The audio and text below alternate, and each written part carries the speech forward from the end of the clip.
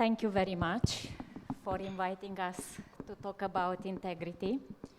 I think in this upside world, when political leaders are breaking the moral rules, it's even more critical to talk about integrity in the private sector, because I truly believe that they might trigger an impact on the society. And it's really important to talk about integrity. And I'm happy to have here on the stage the practice and the theory through Steven van Groningen, that has quite a lot of experience in dealing with people in the organizations, and not even saying that he used to be a rower in some world championships during his life, and he might bring also another perspective when talking about integrity and fairness, I would say. And then we have here Andrei, that is the founder of Andrew Beehive Consulting, and an international recognized expert in ethical moral intelligence that he will talk about soon. And I can tell you that his mission in life, I Google it, is education. And this education was trained at home in the family, but he is also educated, and he is passionate by book, and he can bring a lot of perspective from this side. And we can't talk about integrity if we don't start with what does it actually take to an organization to live its values.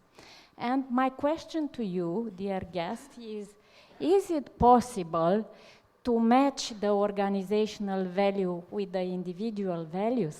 Because we all know that the individual values are formed during the 7 years in family, and they are not always the same with the organizational one. So I will let you, Steven, talk a bit about this. So if it's possible to align individual personal values with the values of a company, I think it's essential.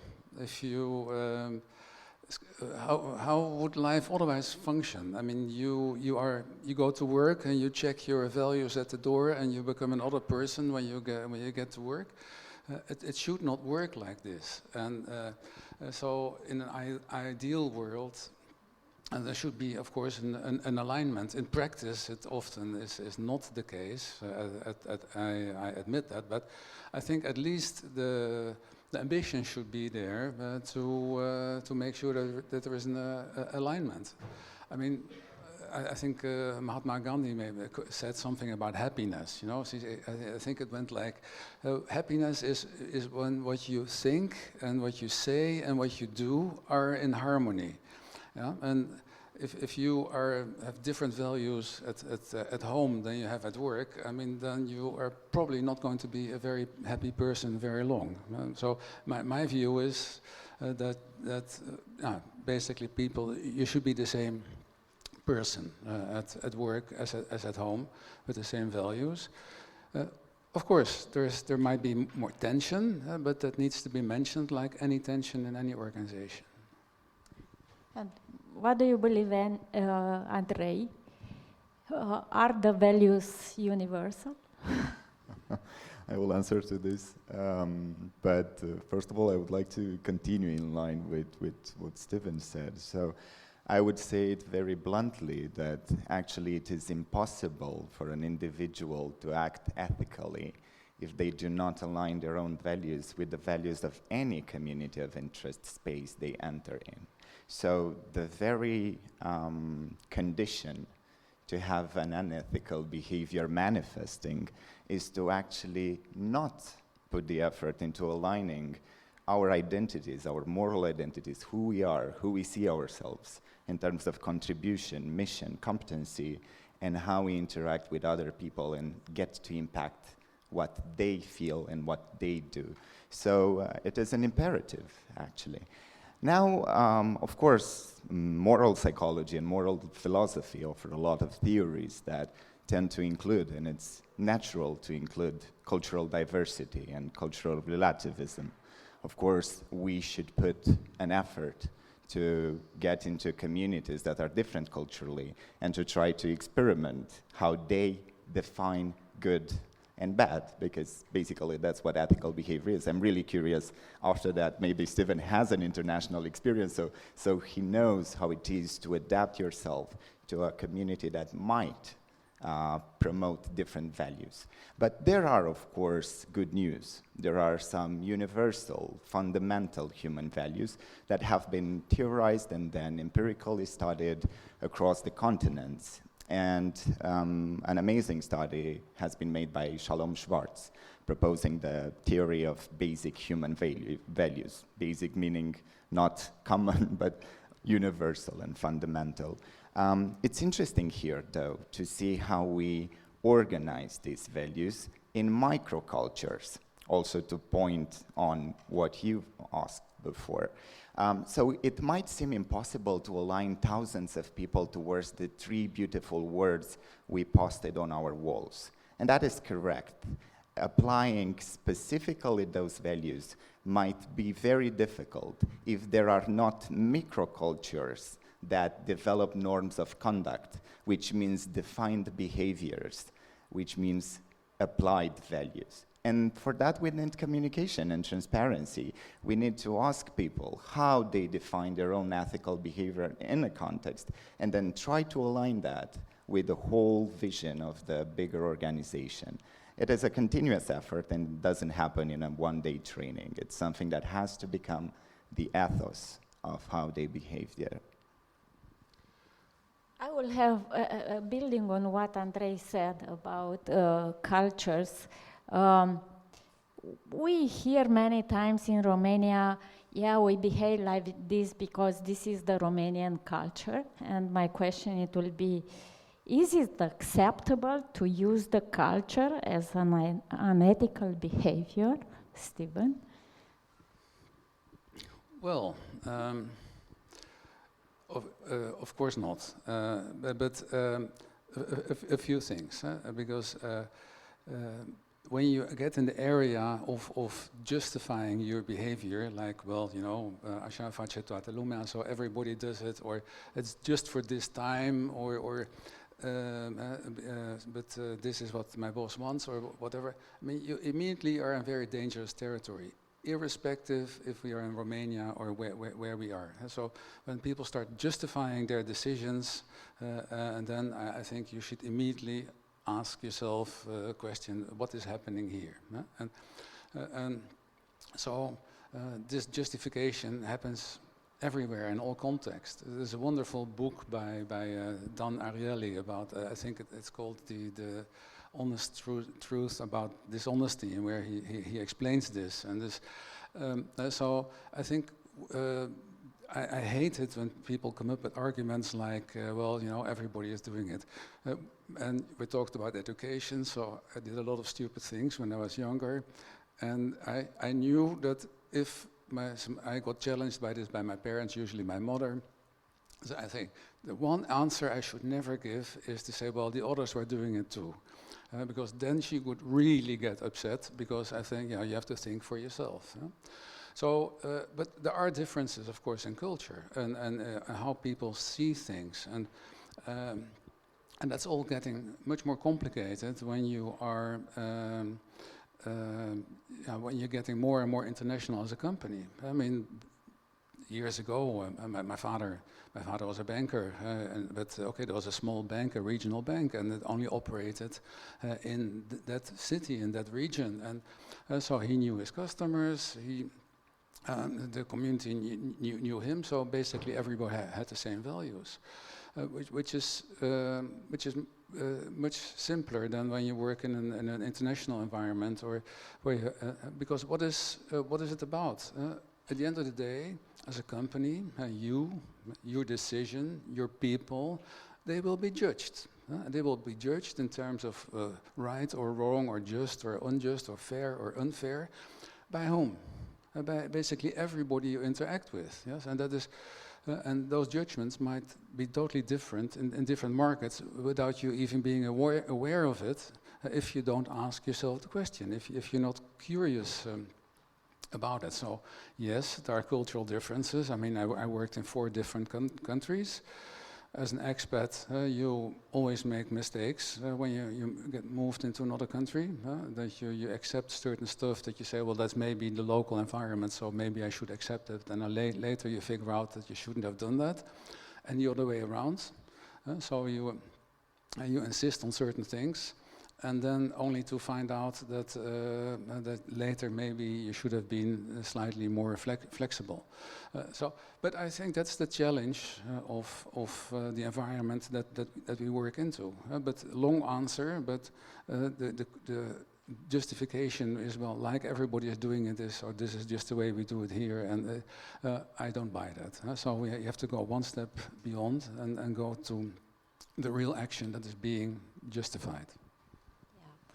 But why do good people make bad decisions?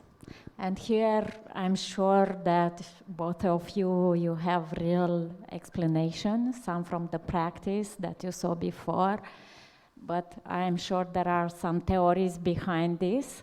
So I will give the theory. I appreciate this, mentioning theory, but there's, in ethical terms, no theory is useful without practice. So basically, this is the difference between a philosopher and a sophist. The sophist is the one that presents the theory but does the opposite. The philosopher acts accordingly with the theory that they propose. But that comes right where I wanted to point on something that Stephen already mentioned, saying moral justification. And then you said there's the need to take the next step. And I would say there's the need to take the next 7 steps.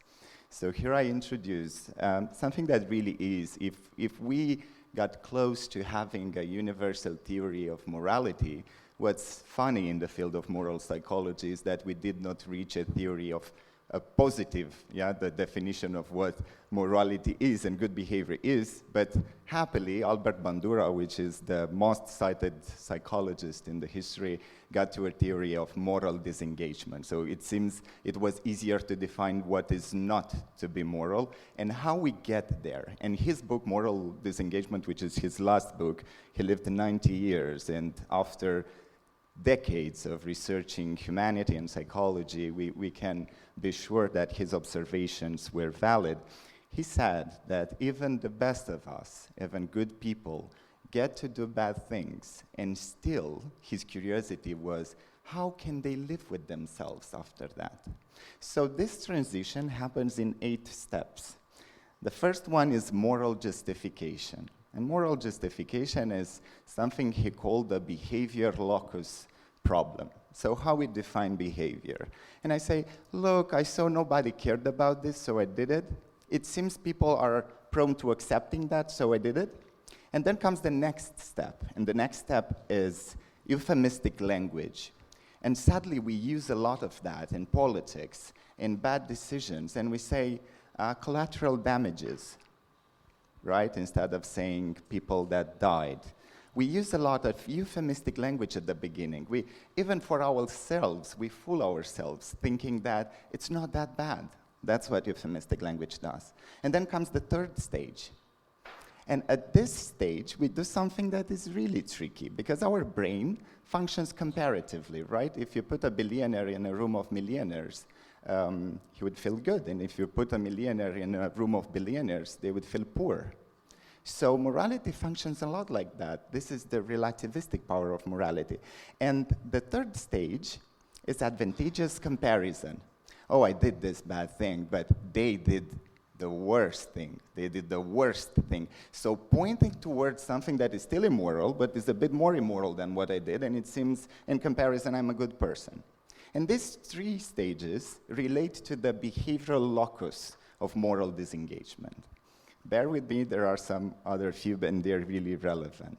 Then we move to a stage in which we talk about agency. And what we do in some organizations, sadly, is that nobody wants to take responsibility at the beginning, and then the second person covers the first person, and then the manager of the person that did the bad thing covers the team, and then the team is covered for the leader, and then the leader covers for the CEO, and so on. So a moral problem actually starts as a very little thing that gets to be covered and covered. And here we have displacement of responsibility. And it's usually, oh, I saw the leader did it, so I had to do it, because otherwise they would expel me.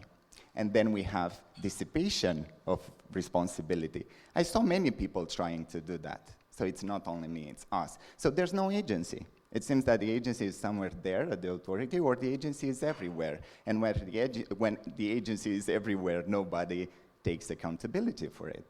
And the last 3 stages of this moral disengagement have to do with the outcome locus. What happens then? And here comes the distortion of consequences. Oh, well, it wasn't that bad, right? It happens. Things happen like that.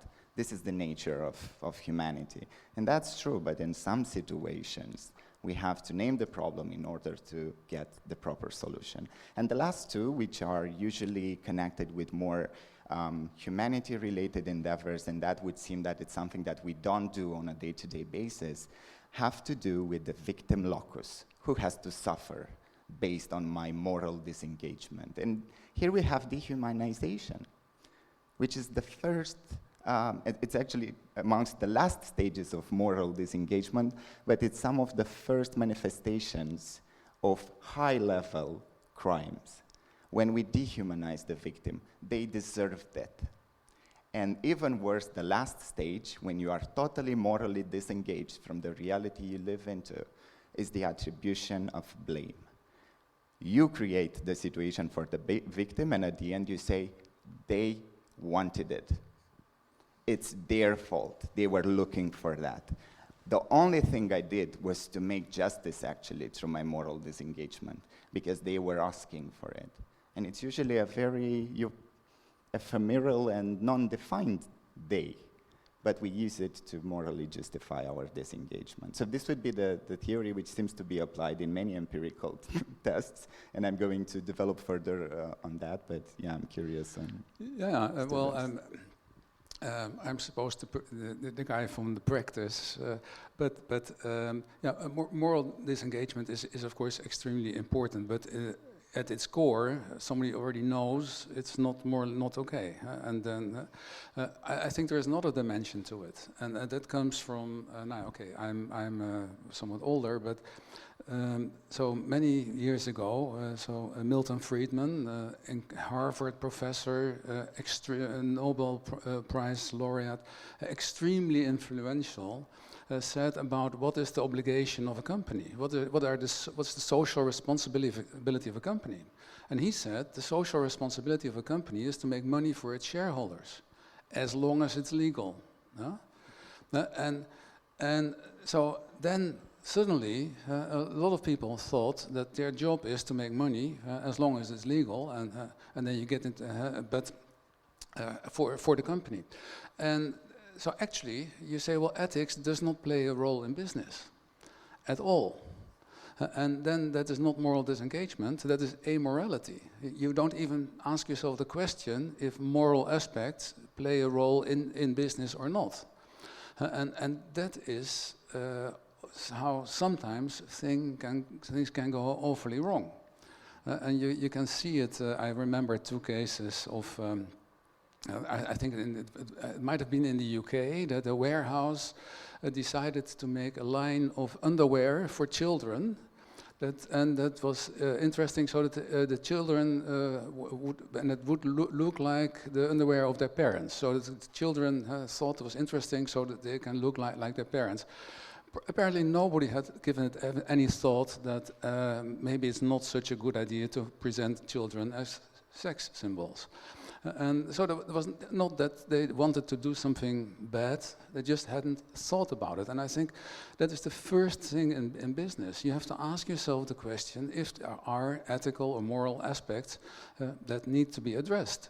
And if you don't do that, because you're of the opinion that that does not play a role in business and it's just about making money and being legal, then you can end up in very, very uncomfortable places.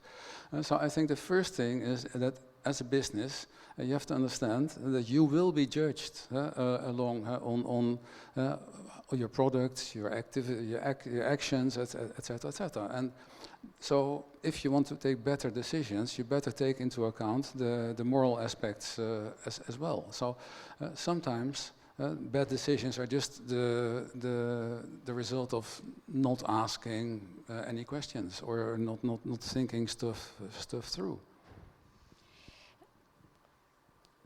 During my experience, I saw a situation when management decided to stay quiet when ethical behaviors happened, not talking openly about the situation and not even talking about what are the boundaries for what's acceptable and what's not.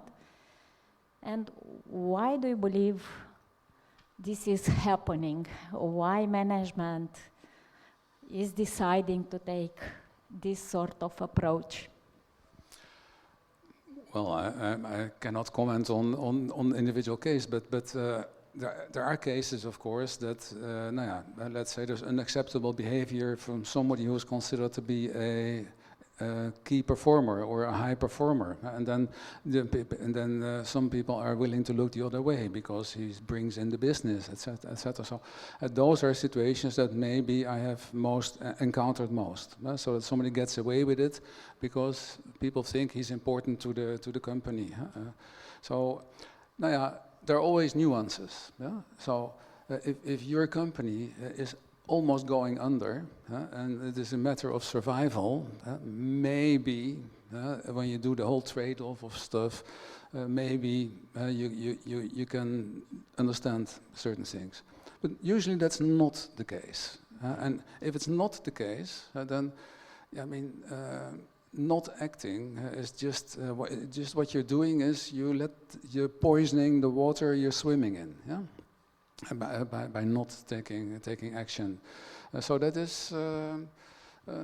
But I've seen and know cases that happened, and so I think it's very bad for a company. In the end, that's what make people leave companies. This sort of behavior. So in my view, you should immediately deal with it and get rid of this sort of things immediately. And I'm sure Andrei could give us also a perspective. Yeah, here I would like to complete with something that most of you have experienced in a way or another, if you were schooled in Romania maybe. And there's a discussion about values and non-values that you've heard about. Oh, this is a value, this is a non-value. But usually the highest tensions are inside the individual between two good values, apparently. So, for example, Shalom Schwartz, I'm coming back to him, I mentioned him.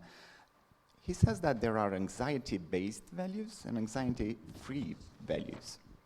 And it's interesting that achievement, intelligence, and capability are considered anxiety-based values, which tend to come into opposition with anxiety-free values, such as equality, equity, transparency.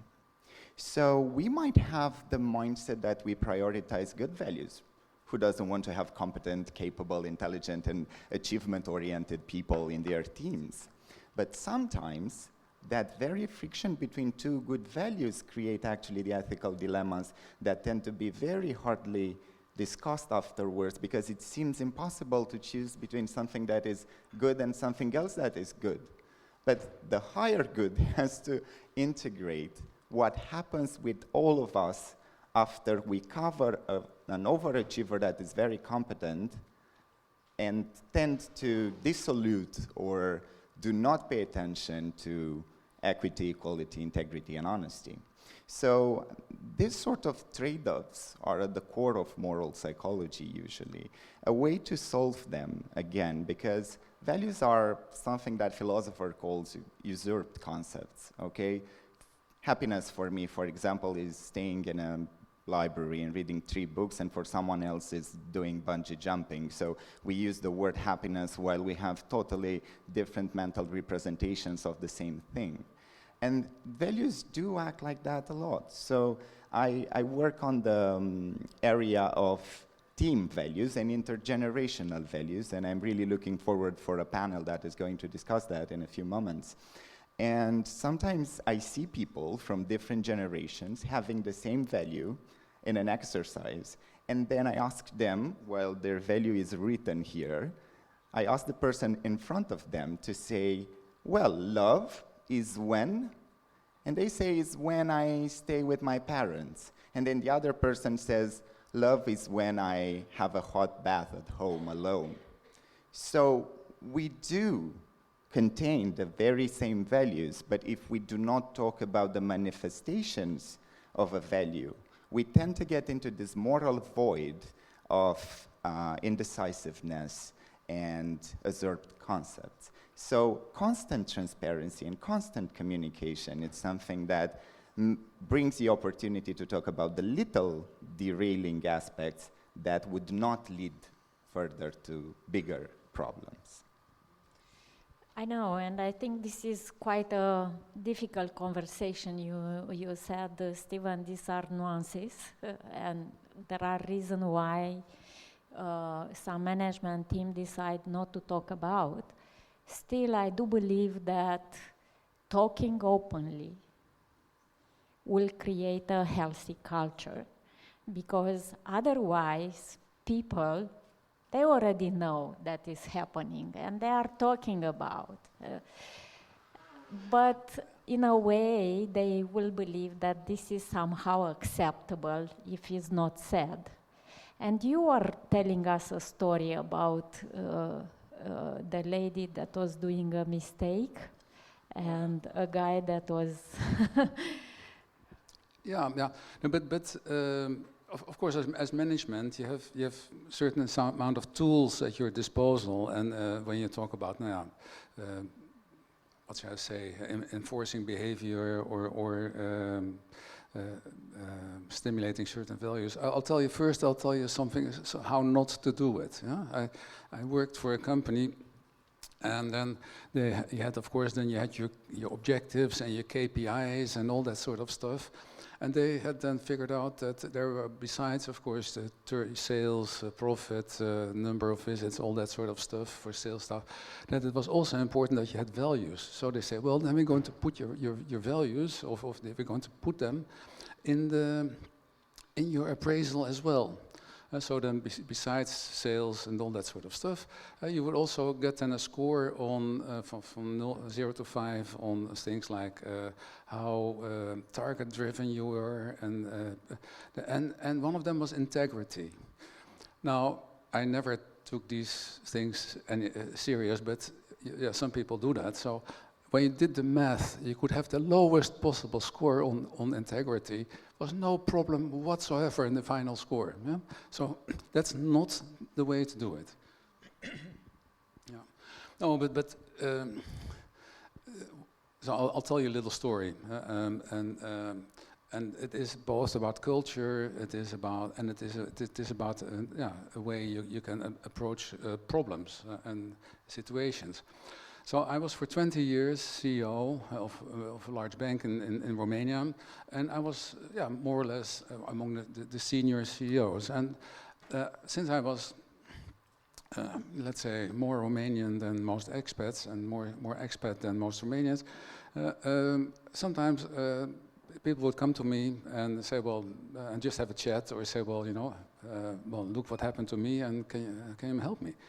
So I was CEO of a large company, international company, with thousands of employees, and he said, let me tell you what happened the last weekend, or over the last week. And then he said, I had one person that worked in accounting had paid an invoice twice, and it cost us a significant amount of money, let's say 20,000 euros or so. And said, and then at the same time, we had somebody who was not entitled to use a company car, took the company car for the weekend, and on Monday morning put it back. So he said, oh, and so what would you do? I said, That's very easy. I would try to figure out how it was possible that this lady made a mistake in accounting, and maybe she was not trained well enough, maybe the systems should not have allowed it, maybe there were people ill and she was just trying to do her job, etc., etc. And the other guy, just fire him. And say, yeah, that's exactly what I did. But that's exactly what I did. My people said that I did it the wrong way around. I should have fired the lady because she caused prejudice. And the guy who took the car, well, you know, there's no damage done. Yeah? So this shows that the two of us, we had exactly the same mentality when it was about intent. So when somebody intentionally does something wrong, I mean, that's I don't have a lot of patience with this approach. But actually, the more I think about it, the other situation, I saw it a lot in Romania. Something goes wrong, and we want to grab the one person who's guilty and then execute them publicly, preferably, so that nobody is going to do it anymore. That is, of course, incredibly damaging if you want to improve in your organization on what you're doing. Because guess what? Nobody is going to tell you anymore that they make a mistake. Yeah? If you cannot treat a mistake as a feedback on, well, how was this possible that it happened, and could I as a company have done something to make sure that this should not have happened or that it cannot happen in the future, I mean, then you're missing out on incredible opportunities to improve your organization. So talking about cultural things, the attitude towards mistakes in Romania, I think, is simply holding a lot of organizations back. And because you don't create this environment in which people can make mistakes. It's your job as a company to make sure that people cannot make mistakes that are so big, so huge, that the future of the company is at risk. That's what you have your systems for. Anyway, I said a lot, but to judge, let's say, things only by their outcome and not by the intent, I think is something. If you see that, I think is doubtful. There are 2 points that I had in mind when I listened to you, and I listened to this story also when we had the preparation meeting for this discussion. And there are 2 things that come to mind when we talk about that. One is the education. So, as we all agree and have said and mentioned also in the previous panels, everything starts with education, and moral education tends not to be directed, science says nowadays, with the stages. So for a long time, Lawrence Kohlberg's work on stages of moral development was fundamental. It seems that we have to continue learning to be moral beings. And also, wisdom does not correlate with age. It's something that I always say, between the age of 25 and 70, there's no valid scientific correlation between age and wise behavior. And after 70? We don't have measurements. This is the simple answer. But what I try to point here is that in Romanian educational systems, maybe something you've encountered, you're not allowed to say, I don't know. Or if you ask a question, it means you are stupid, okay? When we agree we don't know, actually in moral terms, this is the first step of engaging morally with the situation. So having this honesty to say that we did not grasp an idea, we are not comfortable with a concept because we didn't explore it enough, not because it's wrong, just because we don't get it. Here comes also the fallacy that we might know as Dunning-Kruger effect. And the problem with it is that we cannot judge something that we are not competent on. How can I judge the validity of a concept I know nothing about? I cannot. So that's why this effect comes a lot in moral decision making. So the first step, and there's a quote that I would like you to take at home with you. It's simple, and somehow connects what we're talking about here with daily experience. The more you try to convince yourself you're a good person, the more are the chances for you to become a bad person. So being good means to actually act on goodness and let others validate your impact towards them. If you try to validate your own choices on your own standards of good and wrong, then you do not have moral sensitivity, which is way more than moral expertise. Moral expertise has any sophist or philosopher knowing to define moral situations. But without moral sensitivity, we do not get to identify what is a moral dilemma or a moral problem in a context. And in order to identify them, we have to start as beginners in every moral interaction we have. So being curious about the other person's reality and motivations might be the first step to deeply engage with their ethical reasoning. Sometimes we are both wrong. Sometimes only one of us is wrong. Sometimes both of us are, right, but not on the same terms and not with the same expectations. So it's, again, really important to have a learning mindset all our lives and understanding that there's a lot of things that rely on uncertainty, and morality is always fluid in some terms, and in the same time always constant. Respect, integrity, honesty, which are connected with the situation that you very well apply the no excuse system. Like, this person has to be fired, even though there was no amount of harm done, but the other person harmed the organization with 20,000 euros while it was a technical error, not a moral error. So it's really important to distinguish between technicalities and moralities. While we're talking, two things. So indeed, I think it has become more and more complicated nowadays for companies to figure out how their behavior or how their actions affect others. Because everywhere where you look, there's an enormous remoteness or a distance created. So shareholders who put a lot of pressure on management can sell their shares anytime on the stock exchange. Just take your phone and you're sold. A lot of others cannot. I mean, production facilities are on the other side of the world. I mean, how do you know how your product is produced? You as a consumer, do you know how this poor chicken that you buy at the supermarket was produced? So you have to be more curious and you need to have a better understanding about how this remoteness that's easy not to see actually might affect your judgment about the actions of or the impacts of your actions and products, etc. So, and the Dunning-Kruger is really important here. But my other point is about learning, because yes, of course, we always learn and we learn and we learn, and hopefully there's no end to it.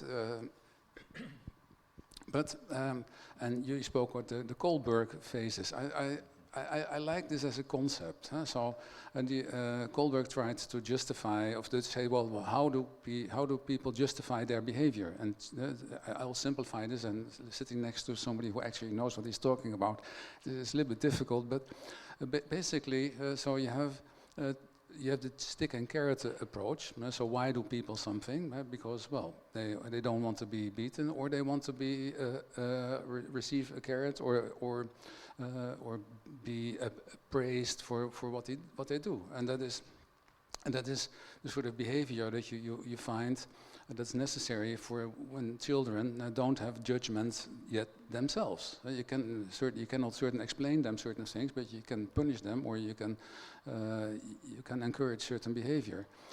And then, of course, that moves on to adolescence.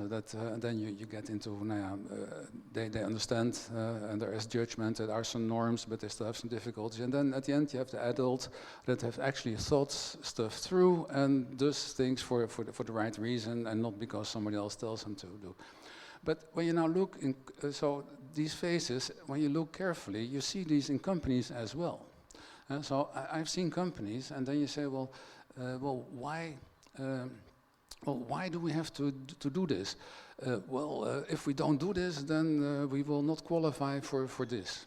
So, so you don't do it because you have figured out that it's a good idea. So you do it because otherwise you get more or less punished. Or we do it, why? Well, we want to have this rating. Well, why do you want it?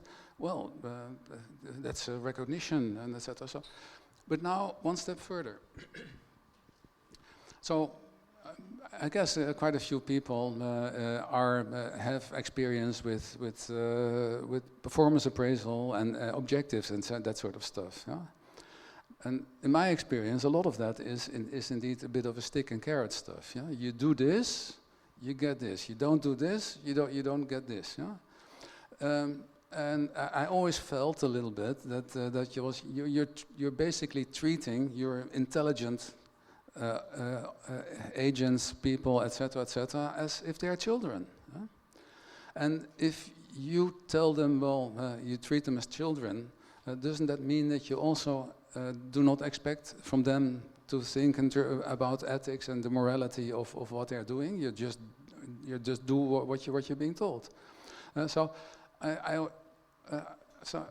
I like to look at companies and try to figure out, is this a child or is this an adult? Yeah? Because the behavior is different.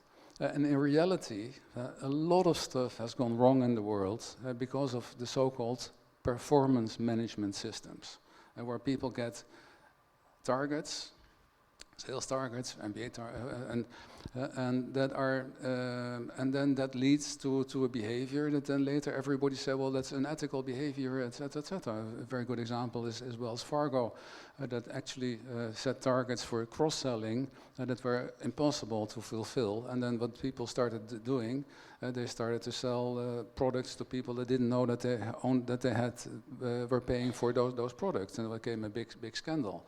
Of course, senior management said that that was not their fault. There were just a few rotten apples. Apparently, they did not understand how these systems affected the behavior in their own company.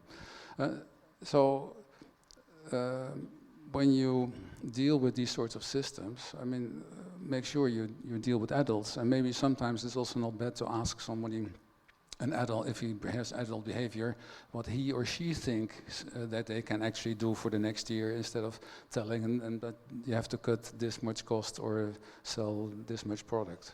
Yeah, building on this, being from sales, so that I know exactly what you are talking about. I mean, it's also important to understand the root cause, and also it's also important the way the people are positioning when they are doing a mistake or an unethical behavior. Because if they are responsible, take responsibility, you mentioned about educate, re-educate. It's easier for a person to be re-educated if he or she is taking responsibility for the action that it took. It's not even taking responsibility, it's just understanding. And that, so in my organization, and we had 6,000 people, then if somebody makes a mistake, my expectation is that the first thing you do is you tell your boss or your superior, etc., and then together with you figure out what needs to be done. That's my expectation, and that's not about right or wrong, etc. But it's also my expectation that the superiors look at very carefully at how could this happen, and in many cases the person is not to blame. Andrei? Regarding this, and because we said that people that are real adults do not fail into being conditioned by the stick and carrots metaphor and way of acting, actually. But what happens in modern pedagogy, because Kohlberg has been debunked in the meanwhile, it seems that if you treat children a lot, conditioning their behavior as they're controlled by sticks and carrots, they become the adults that are more vulnerable to falling into that type of behavior later. So in this more modern approach to education, actually, the definition of an adult is not as simple as we might believe it. You finish formal education and then get a job and have a house, and that's how you become an adult. That's why I brought into attention how hard it is to actually become a wise adult, an emotionally mature adult. Because adulting is something, yes, having a stable income and being, autonomous in your own environment. But ethical development actually conditions in the first stages of life the way we act later. So it would be ideal to create an education that is values-based, since children are still conditioned by the language they're exposed to. So it would be ideal to create an ethical vocabulary, because what is sticks and carrots is you cannot do that. If you do this, you get this. And if you condition a child to act like that, they will tend to act like that later on in life. But what if you say, what motivated your behavior? Why did you do that? Because we are actually, and this is something that motivates me to go further in this field as a young person, is to believe that people are actually good, not bad in general. But there's something that gets broken in the process.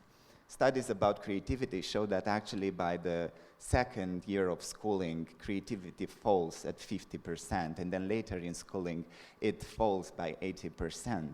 We do something wrong in the contexts we condition children to act morally. So I'm familiar with this methodology that would allow us to literally use ethical vocabulary, not to think, oh, love is universal, is good, is a nice word, respect is a nice word, because people get to instrumentalize words.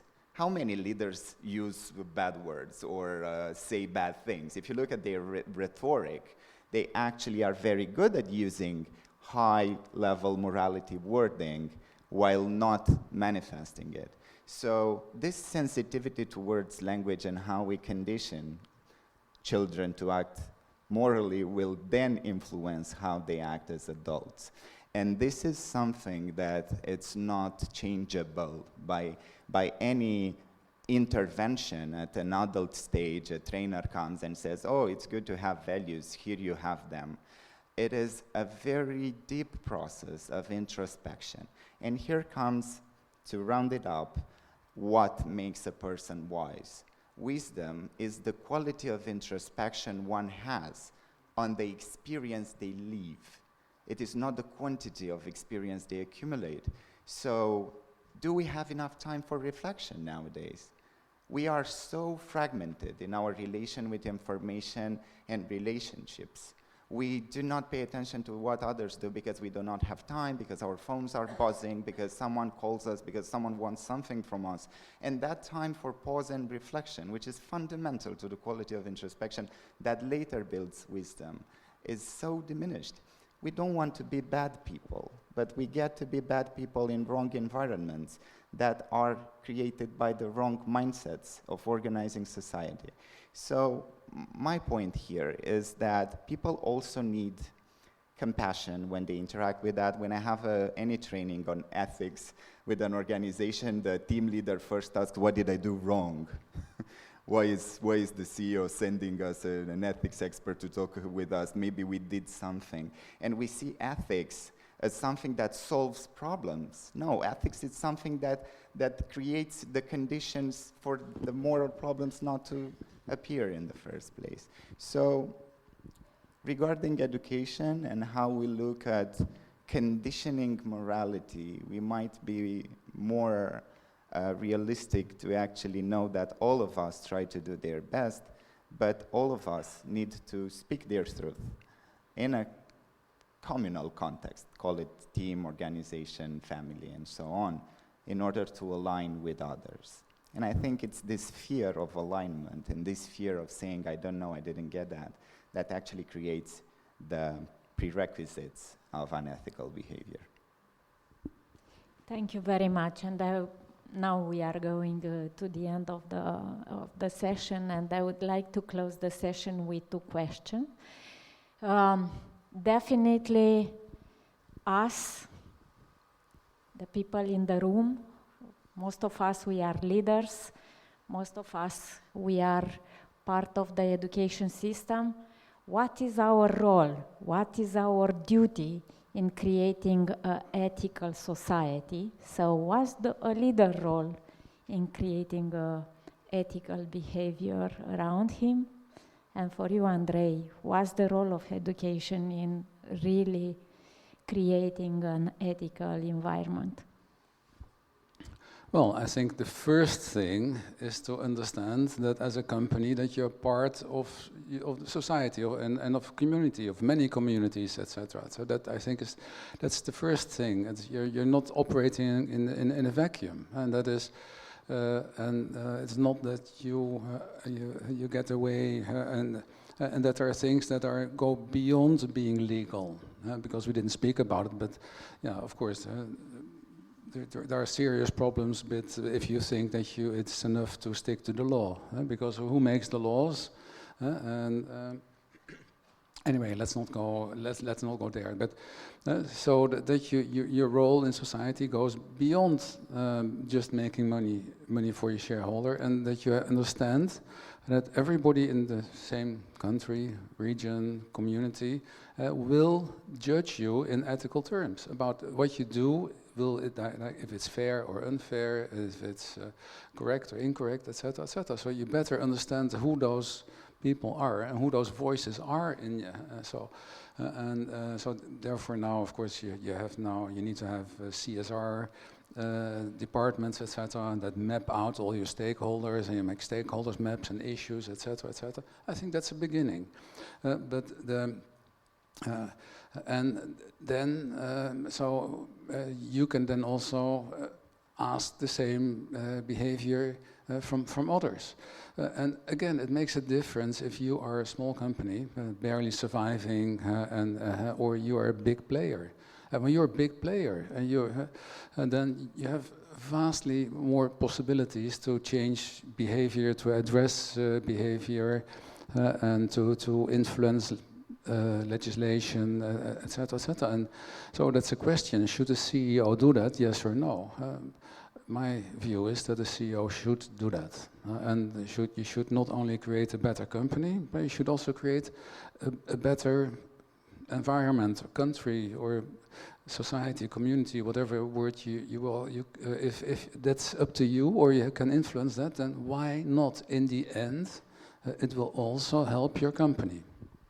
And I think it's even more critical in a hierarchical society to walk the talk, because people are looking at you, and whatever you do wrong, they will copy immediately.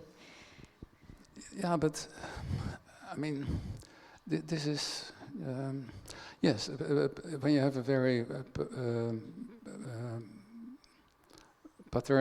so hierarchical structure, indeed. But that happens. But that's not the way it should be. I mean, so I remember in the 20 years ago when I asked people for opinions about certain what their view was on certain stuff. I thought, and I would ask adults.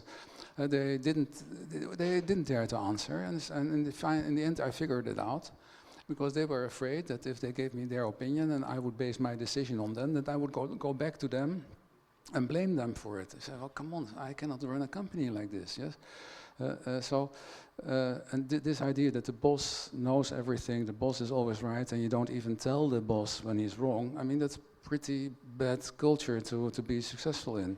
I'm from the Netherlands, and I mean, if you take a decision and your team below you will and they don't agree, or they say, "Well, are you sure? Did you think about this?" And here that will seldom happen. But then about mistakes, again we are back to mistakes. I mean, look at the absolutely world top sportsmen, Roger Federer, or whatever, basketball players, etc. I mean, they make mistakes all the time. Yeah, they make mistakes all the time, and nobody says, "Well, he missed his penalty, so let's kick him out and take somebody else," because the average is pretty good. Yeah? So I think there's nothing wrong with making mistakes. You would just But you just have to make sure that you're better than others. But nowadays you give the podium to everybody who has an opinion, who want to shout or they want to say, and etc. etc. About attention span, by the way, or time for reflection. There's nothing. It is not about pointing out that somebody made a mistake. You have to look at what is their betting average or whatever, however you call it, and so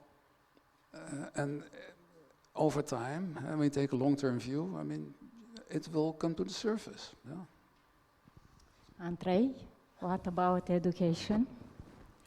I'll try to be short on this, but since it's my life mission, I have a lot of things to say, but I will start with another question. So we ask, what is the role of education? And everybody says, huge, eternal, immense. We agree on that. But very few times we ask, what is education? And we have this heritage in the westernized societies to consider that education is something you do to someone. You take the information you have in your head and you place that information in the head of another.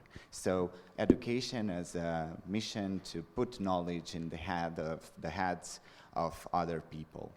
The actual definition of education comes from and ducere, leading, which would mean to bring out the information that already exists in someone in a certain way. So we also condition knowledge to the quantity of memory things someone or tasks someone does.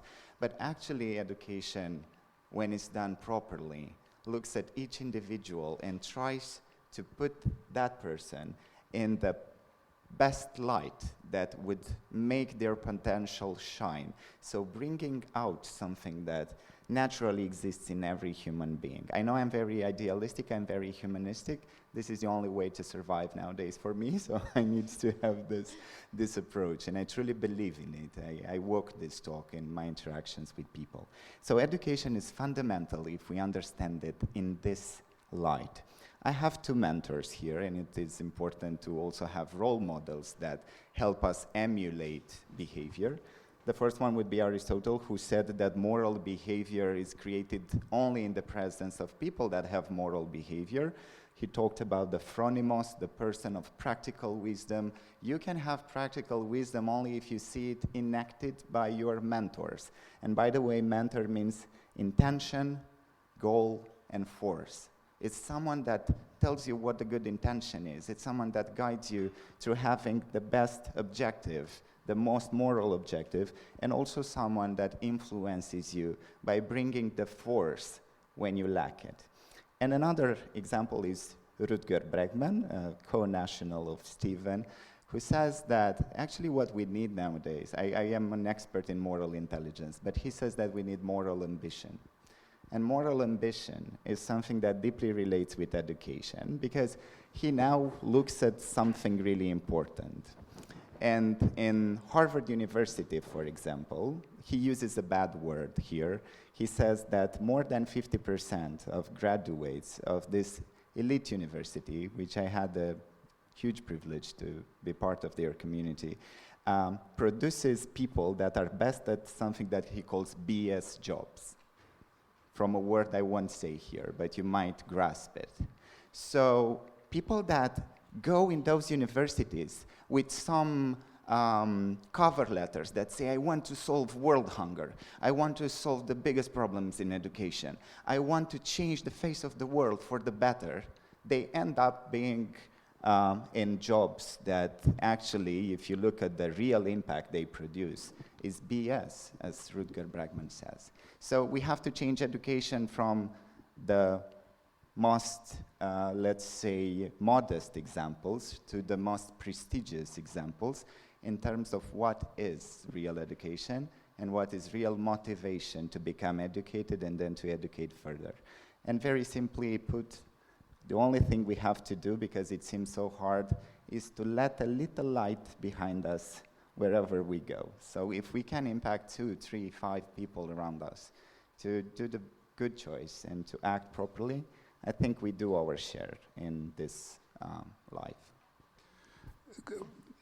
Yeah, so moral ambition, I think, is very important. And I think as a company, or as a company owner, or as somebody who influences the company, ask yourself where you want to place yourself on the scale from being not immoral, the bottom, to be a moral idealist, a saint. You don't have to be a saint, but you also don't want to be at the bottom. So it's a good exercise to figure out where do you want to place yourself. And if you do this, don't forget what somebody said to William Tell just before he shot the apple on the head of his son, and that was aim high, because there are all sorts of forces that will push you down. Yes. Thank you very much. And let's not forget that ocean is composed from drops, so each of us has a role to play in this moral society. Thank you very much. It was a pleasure to have you on the stage. Thank you. Thank you.